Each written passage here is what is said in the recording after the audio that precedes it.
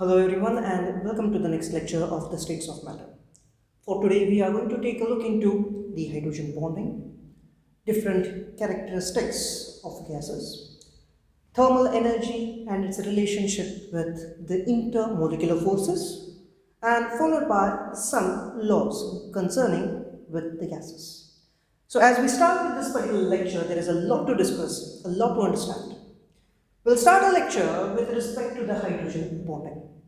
Now, hydrogen bonding, we already have completed this section, but yet, we'll observe over here. Let us say that we have a hydrogen atom, and this hydrogen atom is connected to an electronegative atom. Let's say that electronegative atom is going to be represented by X. Okay, now, this bond that is between the hydrogen and an electronegative element, and this particular bond is a covalent bond, right? Now, condition above this particular X is it is an electronegative atom. Now, when it is an electronegative, we already know its character.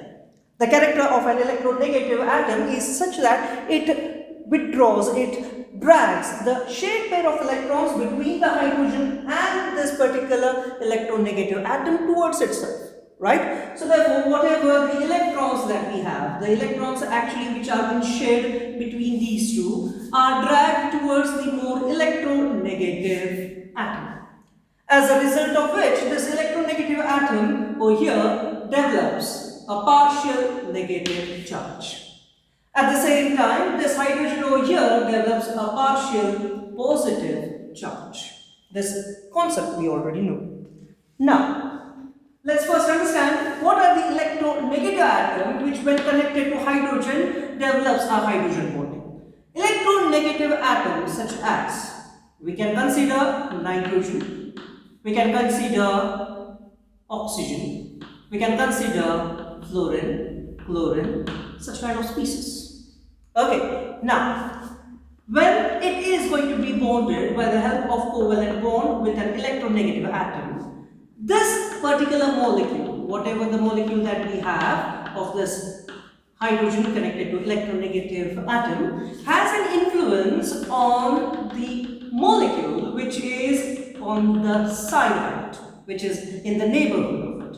So therefore, now let's say that this particular thing has developed a delta negative, this has developed a delta positive, this is again delta positive, this is again a delta negative. Now here, an attractive force is generated between the two molecules. This attractive force that has been generated, this attractive force itself, what we call it as a hydrogen bonding. Now, this hydrogen bonding, which is occurring because the hydrogen is connected to an electronegative atom. The electronegative atom has a partial negative charge and hydrogen has produced a partial positive charge. And it is going to give rise to the attractive force between the two molecules. This attractive force itself we call it as a hydrogen bonding. Now this hydrogen bonding, of course, it is a special class, somewhat like the dipole interactions. But there are few variations. The variations as such as hydrogen bond is much more stronger. It is much more stronger than the dipole interactions. The second one is that the hydrogen bond has the magnitude, the strength in a range of 10 to 100 kilojoules per mole. So it is quite a higher amount of energy what hydrogen bonding has when we compare to that of the dipole interactions. Now, our study does not just end over here. Rather, what happens is hydrogen bonding has a direct influence. It has a direct influence on the physical states and also the structures. of organic molecules, of biomolecules. Okay, so it has a direct influence on the physical states and the structure of biomolecules. Now let's understand this particular point as what we are trying to make. Now if we consider a DNA strand, okay, now between the two DNA strands there is an attractive force which is being generated because of the hydrogen bond. Because of this hydrogen bond, the two helical structures, the two helical strands of the DNA are held together.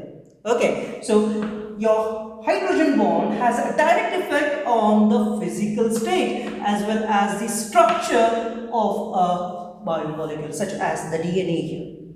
It has also a direct influence on the second point, and that is going to be the solubility. Now, solubility of organic molecules. Now, what do I mean by solubility? Now, whenever we take any organic molecule and when we put that organic molecule in water, if that particular organic molecule has a tendency to develop the hydrogen bond, then that particular organic molecule is going to be soluble in water. It's quite simple as that. So therefore, whenever we have an organic molecule and if that organic molecule forms hydrogen bond, then it is going to be soluble in water. And therefore, hydrogen bond again has a direct influence on the solubility of organic compounds. It has a direct influence on the physical state as well as the structure of biomolecules. This is how we can conclude. Okay, now one thing that we have to remember is the hydrogen bonding is a special class of dipole-dipole moment interactions, or we can say as, but this hydrogen bonding is going to have a higher magnitude. It is going to be much more stronger compared to that of the dipole-dipole interactions. This is how it varies. Well, coming towards the next section, and the next section is the thermal energy. Now, thermal energy basically is nothing more than the heat energy. Okay, now this thermal energy is nothing more than heat energy. Now, in order to understand the thermal energy, let's try to take one example. Let's take one particular gaseous state, wherein this all spheres will represent to us the atoms or the molecules. Now when we supply thermal energy or the heat energy to the system, what happens generally is that these particular molecules will take the heat energy, as a result of which these molecules will start to move in all possible directions. That is, simply a random motion is created, right? Now, due to this particular motion of these molecules, what happens is these molecules will gain the kinetic energy. Therefore, we can state that thermal energy is nothing more than it is a heat energy. It is equal to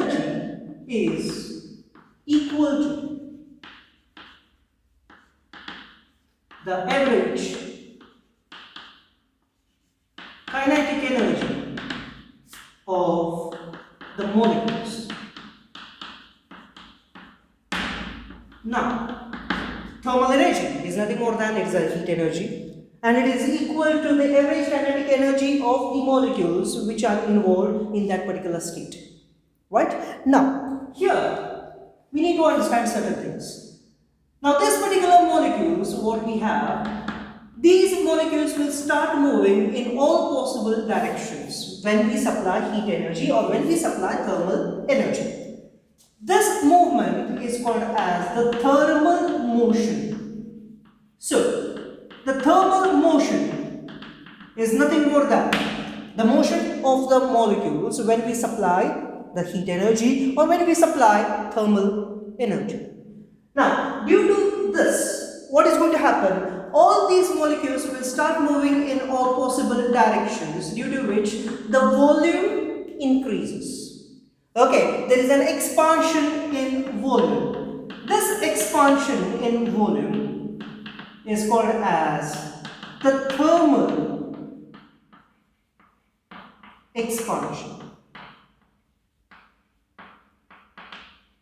So what we have, the first one is what is the meaning of a thermal motion. Second one is thermal motion, because of its random motion it increases the volume.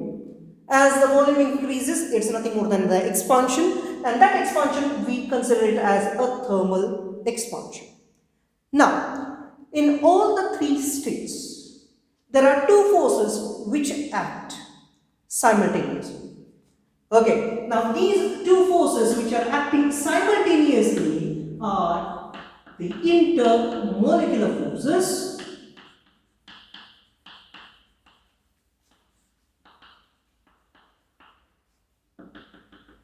and the thermal energy. So, in any given state, these two forces, these two factors are going to influence. One is the intermolecular forces and the second one is the thermal energy. Now, let us consider a solid state.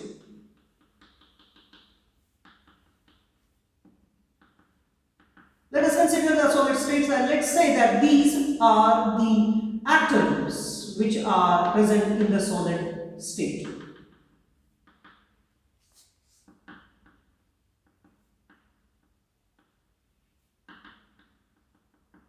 Okay, now when we consider these particular atoms or the molecules which are in the solid state here, again, of course, intermolecular forces and thermal energy acts upon it. But here, in the solid states, in this particular case, what happens is the intermolecular forces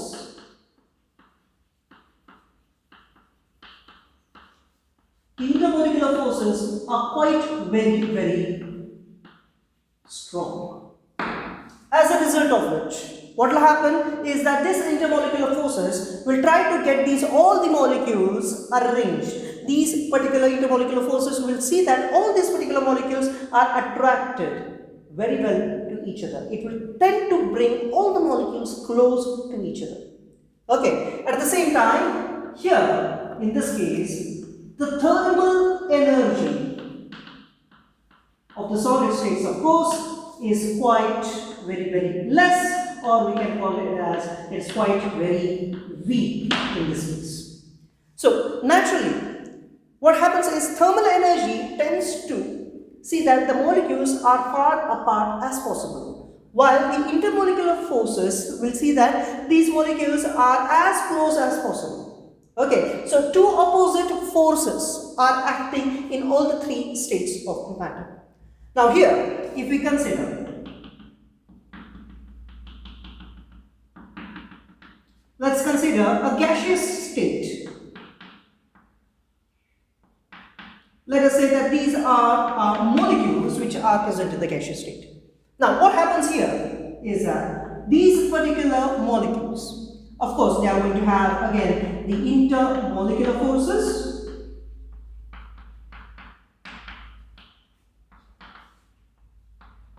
as well as it is going to have the thermal energy. But in this particular case, what happens is the thermal energy is far more than the intermolecular forces. That is, the thermal energies are much more, we can call it as, are much more stronger.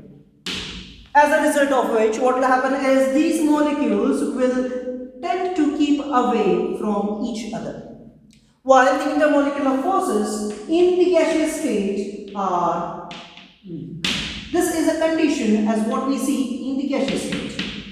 So, quite naturally, intermolecular forces tend to bring these molecules close to each other, while thermal energy will tend to keep all the molecules away from each other. Okay, now what remains is the liquid state. So, in a liquid state, when we consider a liquid state,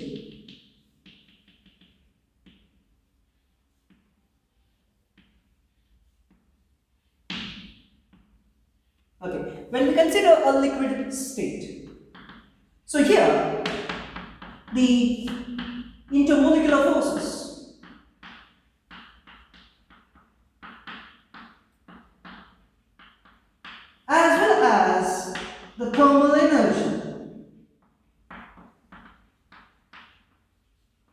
these two are quite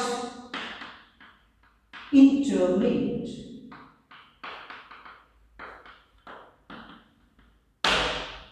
These energies are intermediate, that of the solids as well as that of the gases. So therefore, this is how the intermolecular force and the thermal energy act upon a particular state. Okay, so in the solid state, the intermolecular forces are quite very strong, while the thermal energies are quite weaker. And that is the reason why all the atoms or the molecules are involved in only one type of motion in solids. And that particular thing is the vibration motion. That is, these particular atoms or these particular molecules simply vibrate over there. They are not going to show you any other type of motions. So all the molecules in a solid state are involved in the vibration motion. Okay, while that of the gases, what we see is the intermolecular forces of attractions are quite much weaker, while the thermal energy, as what we have, these are quite stronger. And that is the case why all these particular gases, all these particular molecules which are involved in gases tend to remain as far as possible. So let's start with the next section, and the next section that we need to discuss is the gaseous state. So, when we observe the entire periodic table, so from this entire periodic table, there are 11 elements.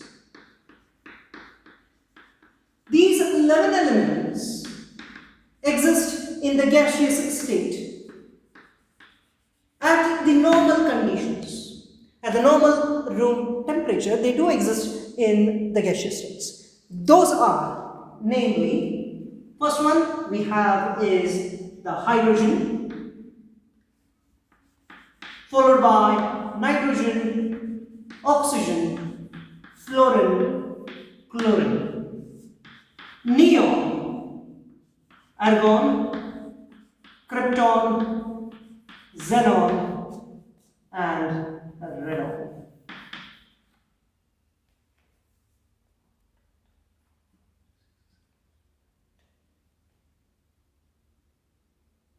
And of course, we have helium, right? So all of these elements do exist in the gaseous state. Now, before proceeding further, we need to understand what are the usual normal characteristics of the gaseous state. So when we observe the characteristics,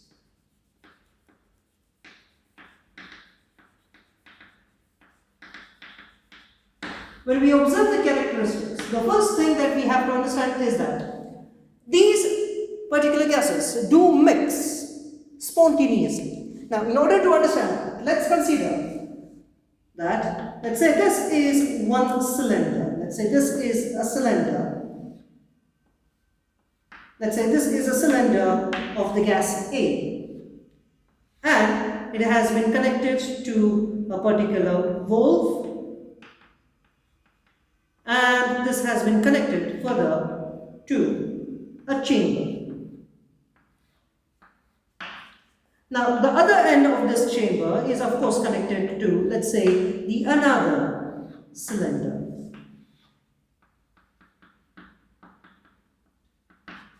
Let's say this is again further connected by the help of a valve over here. Let's say this is the cylinder of a gas B. Okay, now as soon as we open the valves, what is going to happen is that the gases from the cylinder will enter into this particular chamber as what we have. Correct? Now, the gas molecules of A and the gas molecules of B will mix without any difficulty. Spontaneous mixing is available. And this character is called as, the first one, what we call it as, the diffusion of gases. The second one, what we can also observe is that These gases do not have their own volume or shape. They do not possess definite volume or shape. Of course, they are going to take the volume or the shape of the container in which we are going to pass it through. So therefore, they do take the shape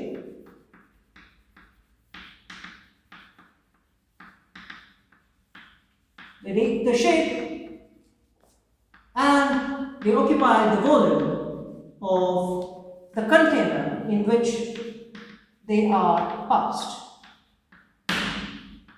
The next one, which we have already studied recently, that is, in all of these particular gases, what happens is the thermal energy is far more greater. So here, the thermal energy is far more greater than the intermolecular forces.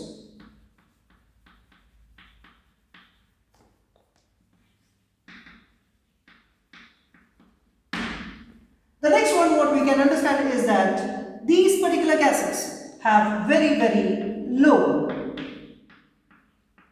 density. The most important of all of these is the last point what we need to discuss now. And that is, whenever we mix the gases or whenever there is a particular gaseous state, these molecules, as we know that they are already in random motion, these molecules tend to colloid each other, and also they can colloid to the walls of the container. Okay, whenever they colloid, this is called as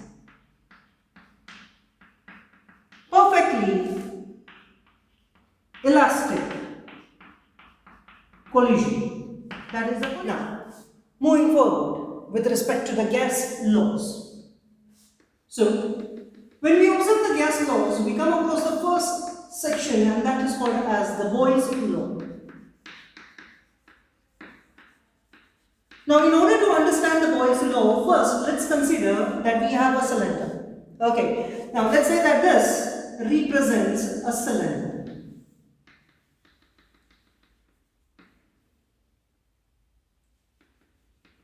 And let's say that this is a piston which is been fit into the cylinder.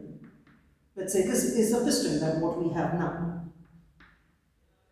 Now, let's say that this particular piston can go inside and can come outside. So therefore, this is a movable piston as what we have in the cylinder.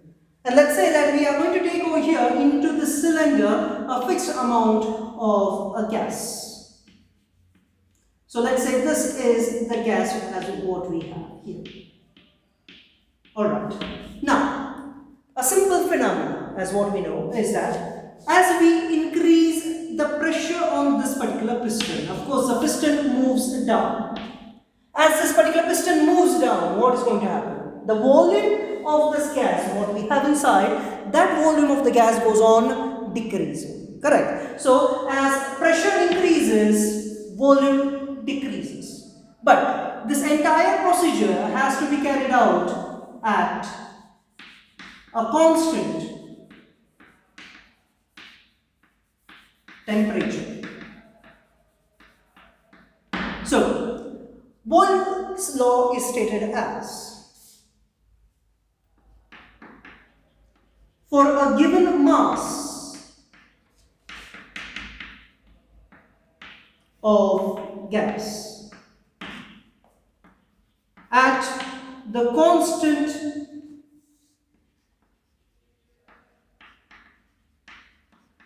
temperature,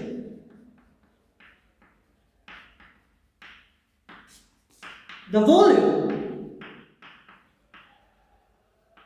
of gas is inversely proportional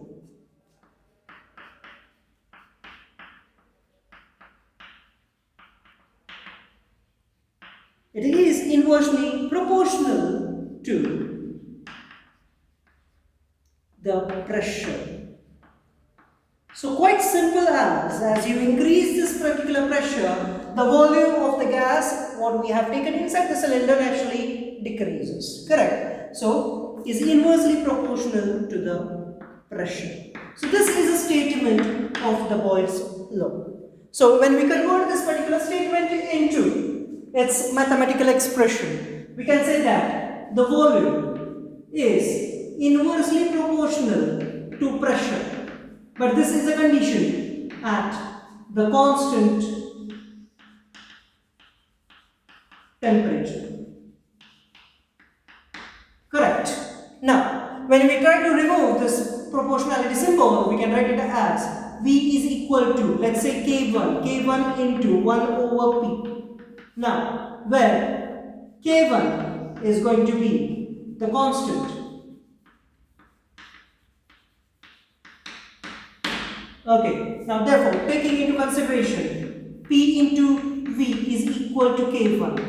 Now, this is another way of expressing the Boyle's law. The Boyle's law can also be expressed as at the constant temperature, the product of volume and pressure remains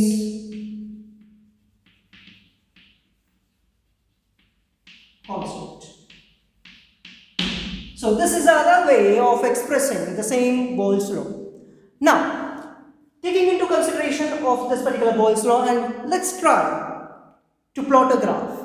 A particular graph when we increase the pressure, how it has an effect upon its volume. So when we try to do this experiment and when we try to plot a graph, the graph of pressure, the plot of pressure versus volume. Now here what happens is, as pressure increases, volume, as what we already know, it goes on decreasing. So therefore, a nature of graph as what we get over here is going to be somewhat like this, which shows that as we increase the pressure, the volume goes on decreasing. So this is what we do understand. Okay, so the volume is less when the pressure is quite high. Okay. Now, if we do plot a graph of product of PV, that is the pressure and volume, against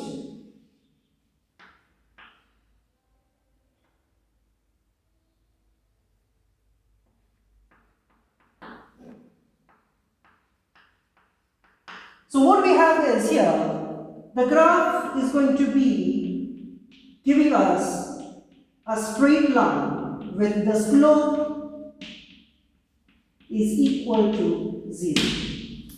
So, any graph that has been plotted of a pressure versus volume at a constant temperature, we call them as isothermal.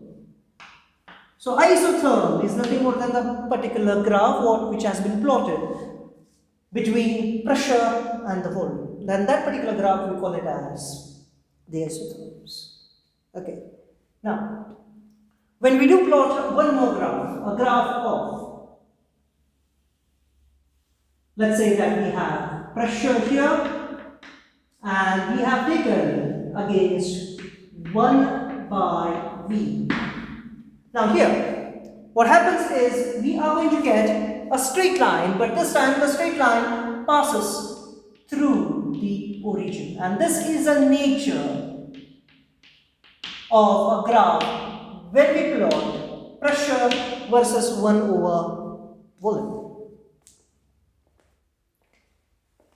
So, there are certain points to remember for the competitive exam, such as when we take a look into the density and its relationship.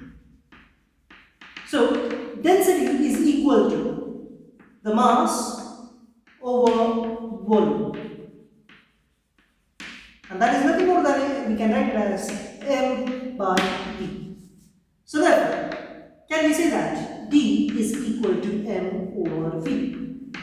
Now, from this, we can say that v is equal to m over d. That is the mass over density. So, from the Boyle's law,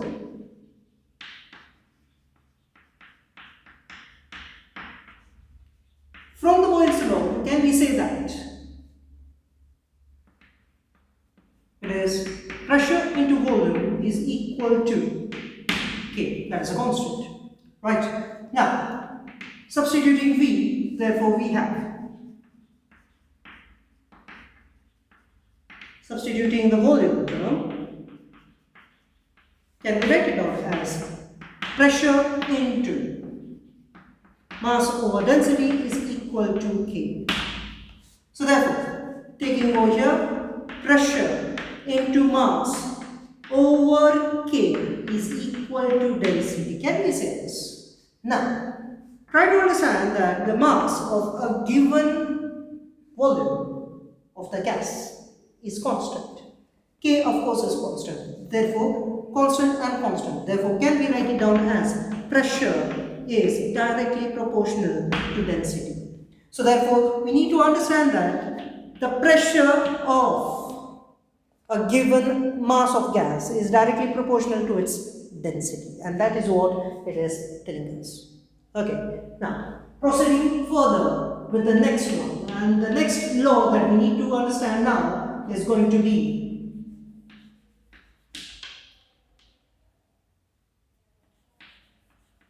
the Charles law. Now, in order to understand the Charles law, let's say that we have a container. Let's say this is a container.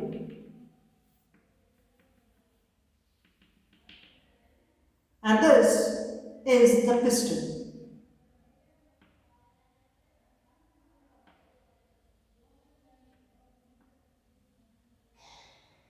Let's say this is a piston as what has been connected. But the condition of the piston is that this particular piston is not locked. It remains just stationary there. It has been just put over there. Okay, now inside this, let's say we have taken a particular amount of gas. Now, as we start to heat this particular container or a cylinder, what is supposed to happen?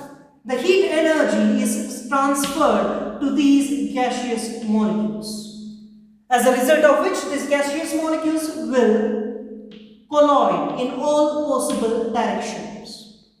And therefore, it is also evident that these particular molecules of gases can also colloid with this particular piston as what we have. As a result of which, the piston will start to move slowly in upward direction. In short, what is happening? As we transfer heat energy, the particular molecules will absorb that heat energy and will start moving in much greater speed. As a result of which, this particular volume, it is going to increase as the piston moves upwards. Okay, that means that as more amount of the heat energy is transferred to the gas, more is the volume that is going to be increased. So therefore, according to the Charles law, for a given mass of gas, the volume of gas is directly proportional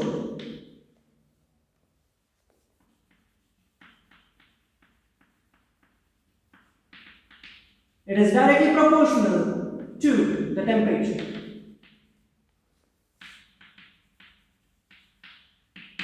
Simple as that. Okay, or we can say as it is directly proportional to the absolute temperature. It is directly proportional to the absolute temperature. But this all thing happens at a constant pressure. You are neither increasing pressure, you are neither decreasing pressure. You have absolutely no control over the pressure there. So let's keep the pressure at constant. So at the constant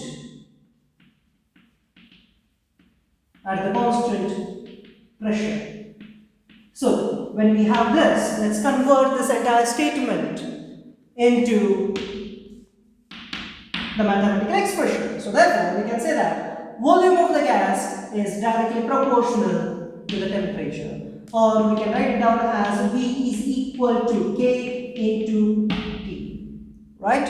So this is the mathematical expression for the Charles law. Now, when we do plot a graph of the volume versus temperature. So let's say that this axis do represent over here the volume, and over here let's say this is the axis which represents temperature. Now when we do plot this particular graph, we are bound to get a straight line, of course. Okay, and this is the nature of that particular graph, that what we get once we plot a graph of volume versus temperature. Now, what if we are going to extrapolate this particular line, extend this line, then what happens is once it reaches this particular point, that is the point where it intersects the temperature. This point refers to minus 273.15 degrees Celsius. Now this is a temperature. Now this particular temperature is a temperature where we expect the gas to have a zero volume. It is supposed to have a zero volume. Now this temperature where the volume, the temperature where the gas is supposed to occupy zero volume. This particular temperature is called as absolute zero. This particular temperature is called as an absolute zero. Okay, and this particular graph, as what we have taken over here, that is the volume versus temperature at the constant pressure. These particular graphs, we call them as isobars. So again, an isobar is nothing more than a graph which is plotted of the volume versus the temperature at the constant pressure. This particular graph, we call them as the isobars.